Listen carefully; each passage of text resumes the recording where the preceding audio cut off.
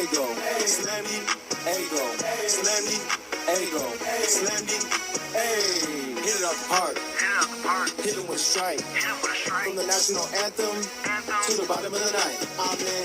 Slammy, ego, slammy, ego, slammy, ego, slammy, hey. You already know what's up. What's that? Another home run. But you know the job ain't done till we hold that trophy up. Hey. What's up, everybody? Welcome to episode 367 of the Talking Friars podcast and YouTube show. Ben Fadden here with you here, March 20th, 2023. Hopefully, your week is off to a great start. Padres, they do not have a spring training game today. So Bob Melvin, he is not speaking with the media. So if you were tuning in to find any updates on Austin Nola with his nose or Juan Soto with the oblique issue, you're not going to hear it here on this show. There'll be updates probably on Tuesday when Bob Melvin speaks to the media again. But I just wanted to do a little fun episode here. You might not agree with my top four. You might agree with my top four. This was kind of just me wanting to just appreciate the greatness that we're about to see in 2023 with these four superstar players, right? Manny Machado, obviously, I thought he should have won MVP last year. Juan Soto is the favorite to win the National League MVP in 2023, obviously assuming he can be healthy. Fernando Tatis Jr. coming back from the suspension, obviously, he's going to be a huge story in Major League Baseball. Xander Bogaerts, one of the best shortstops in baseball, multiple-time All-Star, was one of the faces of the Boston Red Sox. He comes over. So that's a lot of talent right there in those four guys. And then Cronenworth and Kim and Cruz and Carpenter and Grisham and Nola, Campy, right? Like there's a lot of other talent in the lineup as well, not just these four, but these are the big four, right? This is what they call it, Mount Crushmore a couple weeks ago. Someone dubbed it that. So I wanted to rank these four hitters, and it is pretty close. Like it's not like it's a huge gap between 1 and 4. But my criteria on this was looking at these guys' last 2 seasons, with the exception of Tatis. He didn't play last year, and I wanted to make the games as close as I could to each other. So I included the 2020 season for Tatis because he's had some injuries. But I'm not basing this off of are they like healthy. I'm basing it off of their stats. How good of a hitter are they? How good are they on the offensive side of things? That's pretty much what I'm basing it off of. So I'm looking at the last 2 seasons for Soto, Manny, and Bogaerts. And then I'm going to be looking at Tatis 2019, 2020, 2021. And combining those games, the average, OPS, OPS plus, runs driven in, home runs, runs scored. I will talk about WAR, Baseball Reference WAR, but I'm not weighing that too much in this because that does take defense into account as well. This is, if I were to rank the top 4 these top 4 guys with defense in it, it would probably be a different top 4. Like the same top 4 guys, but it would probably be in different order. I'm just going to say that. So you could probably guess that Juan Soto is either at the top or near the top of this top 4. He's not in the bottom 2. I will say that. If this was defense and everything, he might be. But again, it's not a big gap. That's not me saying that Juan Soto sucks, right? Just as an overall player, I think we can agree that Soto's value goes down when you look at the defense, not just the offense. Offense, he's, one of the best players that we've probably ever seen at the plate, right? And hopefully he can be back to that Juan Soto that we saw in Washington for the most part. Hopefully he can be back to that with the Padres, get back to that in 2023. So I'll compare the numbers of Soto, Tatis, Manny, and Bogaerts first, go over the games, average OPS, OPS plus, RBI, home runs, WAR. I'll go through that first, and then I'll go through my rankings and how many categories did each player win, and stuff like that. But first, here's a message about Gaglione Bros.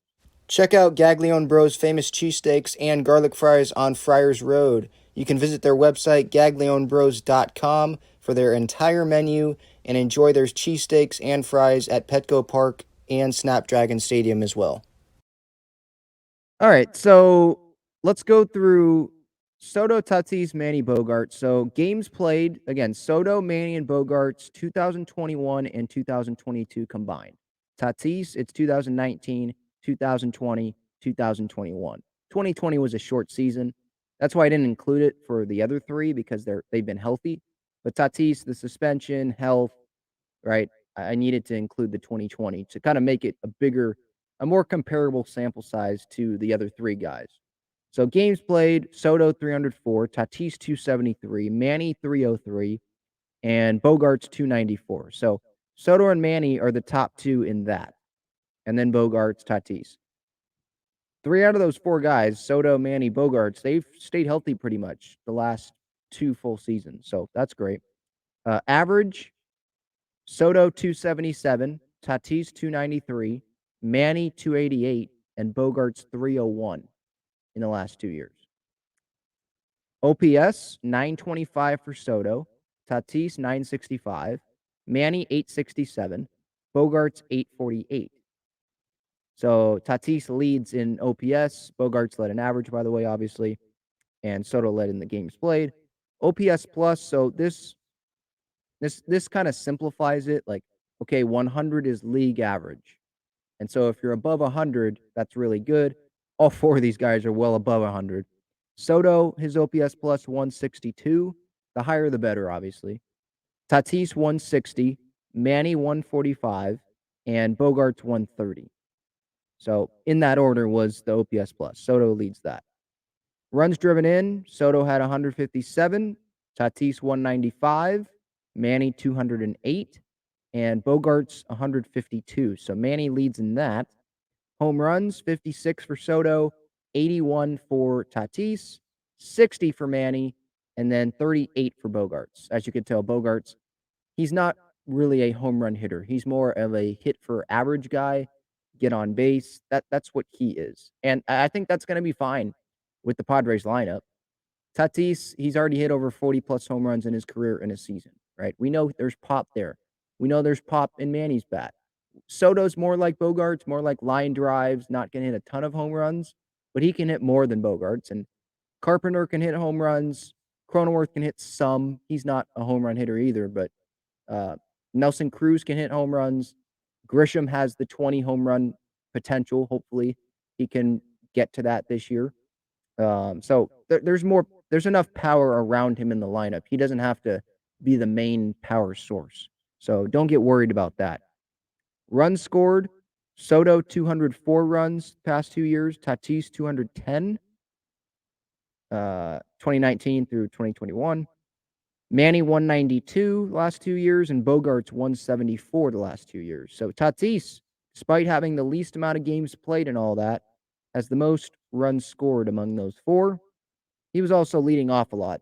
And so you have guys behind you who can drive you in, right? If you're getting on base. And then WAR, again, this puts defense in there as well. There's a lot of things that go into WAR, wins above replacement. So this isn't the best stat to quantify who's the best offensive player, just because it's not only the offense part of it. But I did want to mention it. So Soto is 12.7. Tatis is 13.6, Manny 11.9, and Bogaerts 10.8. For the last 2 years, for Bogaerts to be the worst one, 10.8, Tatis in 273 games, 13.6 WAR. That's incredibly impressive. Again, Tatis with the least amount of games played in the time frame that I provided, but he has the highest WAR. That's how amazing he can be on offense and stealing bases, scoring runs, driving in runs. Defensively a little bit. I think he's gotten better defensively. Obviously, that was at shortstop for the most part. So a big question is going into this season is how is he going to be defensively in right field? I mean, we've seen the arm in spring training, has a cannon. He has range. It's just going to be about how comfortable can he get in right field? Like how quick can he get? How quick can he be the most comfortable? Like how long is it going to take for him to get comfortable, if that makes sense?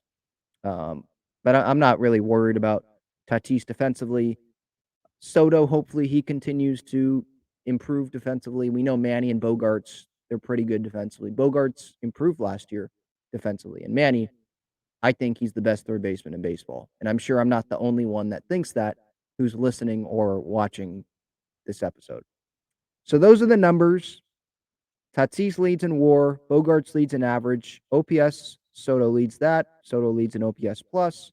Manny leads in RBIs. So Tatis leads in home runs, just adding on some other categories. Tatis leads in runs scored. So Tatis led in 3 of those categories I named. Soto in 2 of the categories. Manny 1 and Bogaerts 1.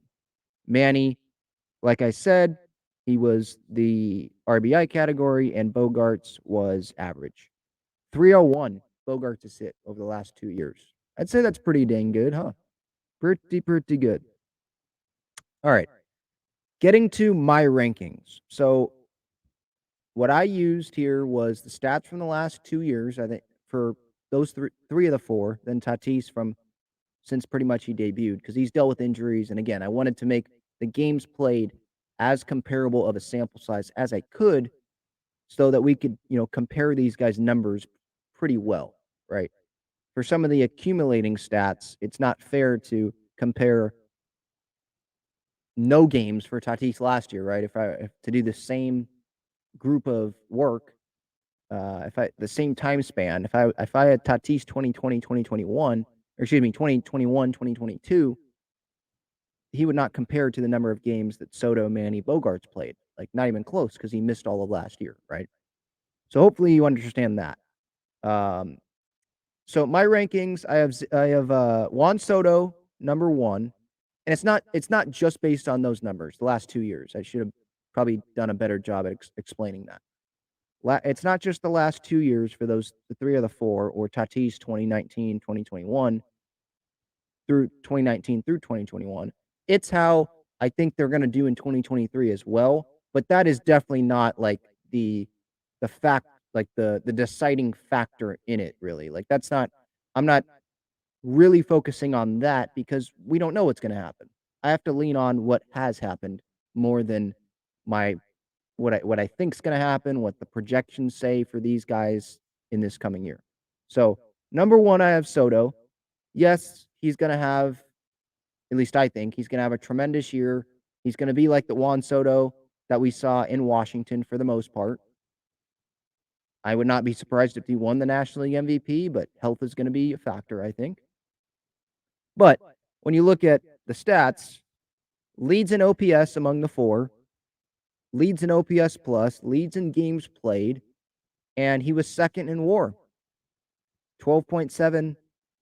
Tatis was 13.6.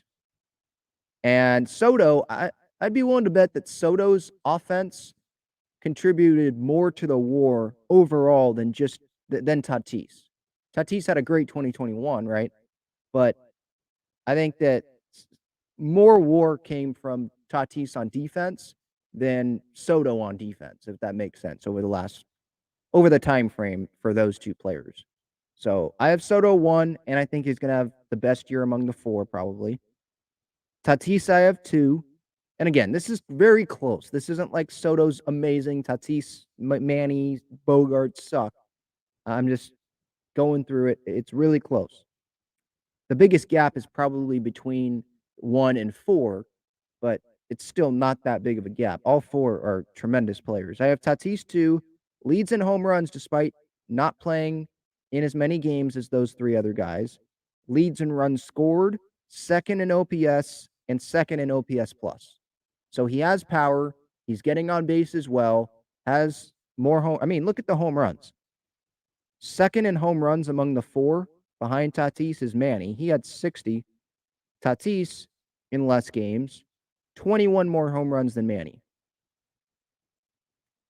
5 more home runs than Soto. And quick math here, 40, 80, 43 more home runs than Bogaerts in over 20 less games played. I think, like 21 less games played. I know Bogaerts is not a home run hitter, but that's still really, really impressive. So I have Tatis at number 2. Yeah, he's coming off a year where he didn't play, and there's questions about that. But I think he's going to get plenty of at bats, and we know when he's on the field and he's healthy, he is a top 10 player in baseball, no doubt. So Tatis, I have number 2 here. And again, this is hitters, not overall players. I would have Manny ranked probably ahead of Tatis right now in terms of overall players with defense, right? But just hitting wise, I'm going to go Manny number 3 behind Soto and Tatis. So that leaves Bogaerts at 4. Manny over a 300 games played, second in average on this list, second in OPS, second in home runs, first in runs driven in. Uh, he is so good, so consistent offensively. And again, I know with the list ranking, it feels like, yeah, I'm saying Manny is not on the level of Soto and Tatis. I'm not saying that. Like these 3 guys could be top 10 players in baseball at the end of the year. If they all 3 of them have solid seasons, really solid seasons, seasons that we think that they can have, you put them in the top 10. I don't like putting pitchers in the top 10. So if it's just top 10 position players, I'll include Otani in that because he does hit. Um, Otani, Judge, Trout, Betts, maybe Goldschmidt in there. And then Soto, Manny, Tatis, not in that order. I'm just naming names. That's 8. Freddie Freeman, do you put in there? Or Arenado?